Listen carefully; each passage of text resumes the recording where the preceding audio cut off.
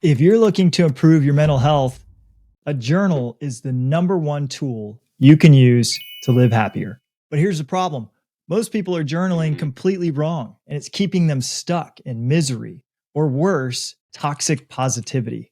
Today, I'm going to teach you my 5-step journal process for mental health. I've been journaling with many iterations of journals for the last 13 years, pretty much on a daily basis. I know what doesn't work, and I know what works really well.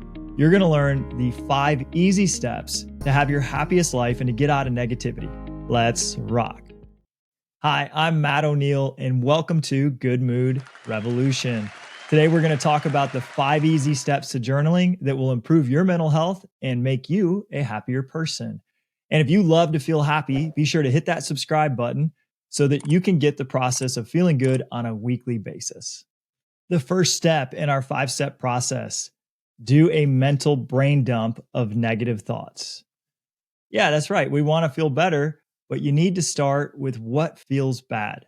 So when I sit down with my journal, and I journal every morning with my cup of coffee, first thing, I grab my coffee and I grab my journal because it's that important. This is the number one tool we can use to get into a more positive frame of mind. And we know that feeling good feels good. So why not? We got to get whatever feels bad out. So step 1, take all the garbage that's in your head and just write out each negative thought one at a time.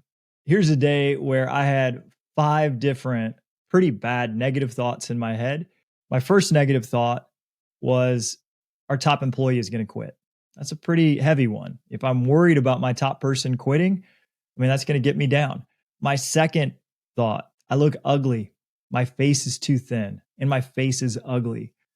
Man, that's a pretty harsh negative thought.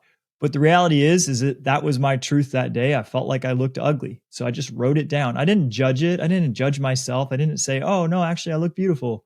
No, I just wrote it down. I feel ugly today. My next negative thought: I don't love that my hair is thinning. So with the looking ugly, I also felt like I had thinning hair. I wrote it down. My next negative thought: I just can't seem to get caught up on my emails. And I was just feeling all this pressure that I couldn't get caught up and more emails were coming. I was kind of feeling overwhelmed. So I wrote it down. And then my 5th negative thought that day: we got hit with an $80,000 tax bill that we weren't expecting. And I was really stressed about it. So I wrote that down. Here's the thing: it doesn't matter if your negative thoughts are true or not. Don't judge them. If you have a negative thought, don't filter it. Just write it down. It doesn't matter how harsh it is, how mean it is. If it's hateful towards somebody or hateful towards yourself, fine. You just need to get the garbage out of your head and onto the paper so we could do something with it. Step 2, reframe your story. All negative thoughts are a story. Doesn't mean that the story is true. But we've got the negative thought. We wrote it down in our journal. And then now's our time to look at that story and say, is that the full story? Is that really true? Well, what I want to do is I want to get the negative thought out, and then I want to neutralize the negative thought by reframing it with a new story. So here's how I reframed those 5 stories. 1, our top employee is going to quit. I wrote, our company is blessed as I do the right thing. Holding my top employee accountable is the right thing. And then I ask myself when I reframe it, hey, this negative thought isn't here to harm me. This negative thought is here because it wants me to take some action. Is there any action I could take from this negativity? And this is the gift of every step of negativity. Every single thing in negativity is asking us to take some kind of action. It's really just our ego wanting us to live a more positive life.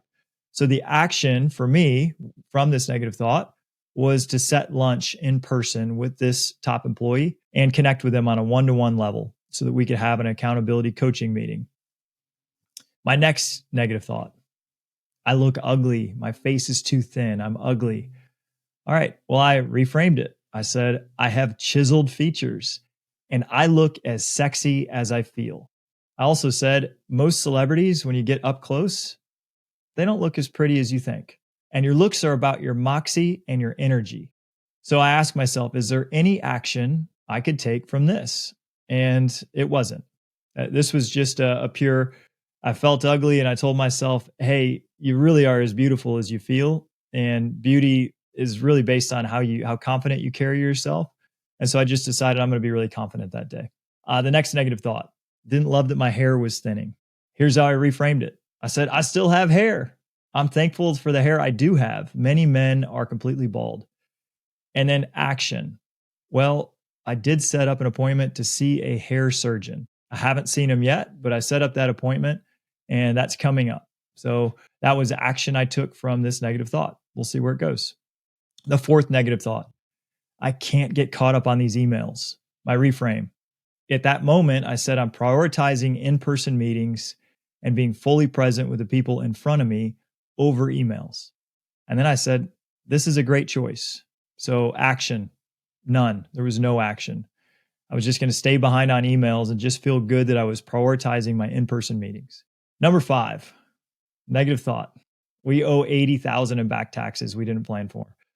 Reframe.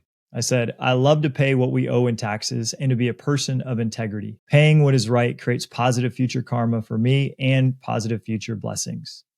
So the action, just pay the taxes and get it over with, which we did. That was just an example of one day where I had all this negativity in my mind, put it on paper, wrote a reframe, and then decided, was there any action or not that I could take? And then a few steps of positive action I took. This is just something you want to do every day. Some days you might not have much negativity in your mind at all. Great. Some days there could be a whole bunch. Just get it down and then say, is this the full truth or is there some other positive truth here that I'm not seeing? All right, third step in our 5-step journal process, wins. Our brain is constantly searching for what's not going right, what we're not doing well enough, what other people aren't doing well enough, because that's how we survive. When we were coming up in tribes, if we ate the wrong berries, we could die. If we weren't constantly vigilantly looking for what we weren't doing well enough, we could get kicked out of the tribe and then we would die. Well, that wiring about looking for what we're not doing well enough is still there in our system.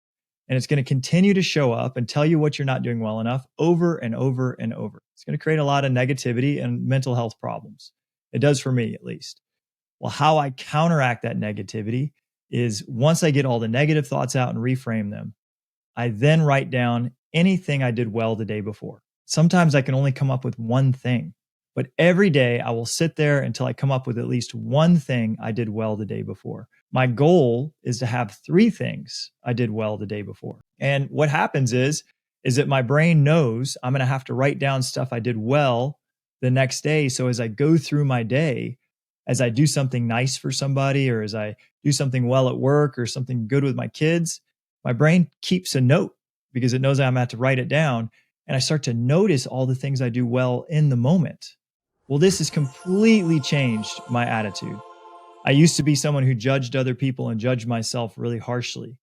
Now I'm like patting myself on the back all day. And when somebody else is doing something cool, I'm like, man, that's awesome. Or, hey, you look great today. It's not fake positivity. Writing down 3 wins really has changed me into a much more positive person. And it will you too if you give it a try. Step 4 in our 5-step process for journaling, gratitude. Gratitude is the gateway to all happiness. Again, our brain is wired to show us what's not enough. And no matter how much we get, it'll keep saying, get more, get more, get more. And it's just because it wants us to survive. But if we stay on this treadmill of always needing more, we'll never feel like we've arrived or we'll never feel enough. Gratitude shows us we always have enough and that everything we need, we actually already have. That's a beautiful state. It's a really happy state. So my gratitude practice is every morning I write down, I appreciate, I am thankful for, and I'm grateful for. And I write down one thing I appreciate, one thing I'm thankful for, one thing I'm grateful for. You might say, hey, those 3 things are the same. Great, they are the same. You could just write, I'm grateful for, I'm grateful for, I'm grateful for. I just happen to write it 3 different ways. Here's the key though. You can never repeat. You can't write the same thing every day. I'm grateful for my wife. I'm grateful for my health. I'm grateful for my kids. Then gratitude becomes a chore and it doesn't really do anything for you. You need to write down 3 new things that you've never written before that you're grateful for. This starts to become pretty cool because after a few days, you've already listed all of your friends, your house, your dog, your car, your job, like everyone you know. And you're like, well, now what can I be grateful for? You start to see you could be grateful for everything. like everything. So at this point, I've been doing gratitude journaling for 13 years, every single day, 3 new things. I just think of stuff that happened the day before. I'm like, oh man, I'm grateful for that person. Hey, I'm grateful for this that happened yesterday. I'm grateful that my daughter decided to make dinner with me last night.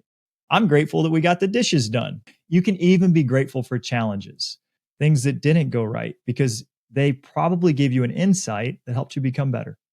And the fifth step of our 5 step journaling process for mental health: write your top goals as if they are already achieved. This is crucial.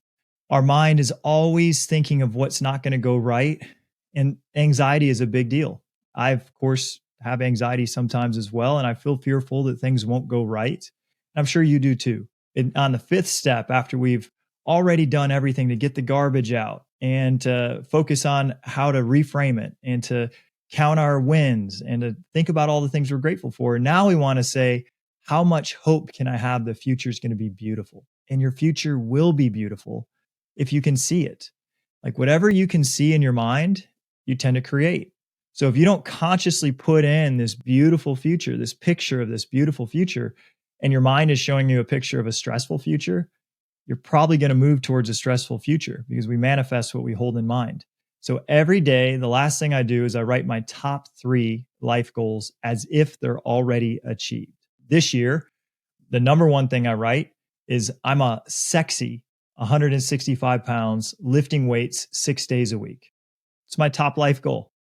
It's something easy to achieve for me because fitness is easy for me to achieve because it's habitual. If I lift weights 6 days a week, if I control what I eat, I'm going to be a sexy 165 pounds. And I started writing that before I was a sexy 165. I was 175, and it took months, and now I'm a sexy 165. I mean, look at me.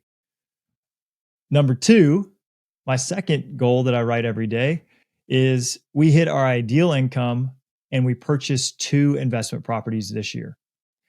So I'm writing down every single day that we've already hit our ideal income this year and we've already bought 2 investment properties. Most likely it's going to come true. It may not, but I'm picturing every day that our income is going right and that we're investing for our future. The last one I write down, my third ideal future goal.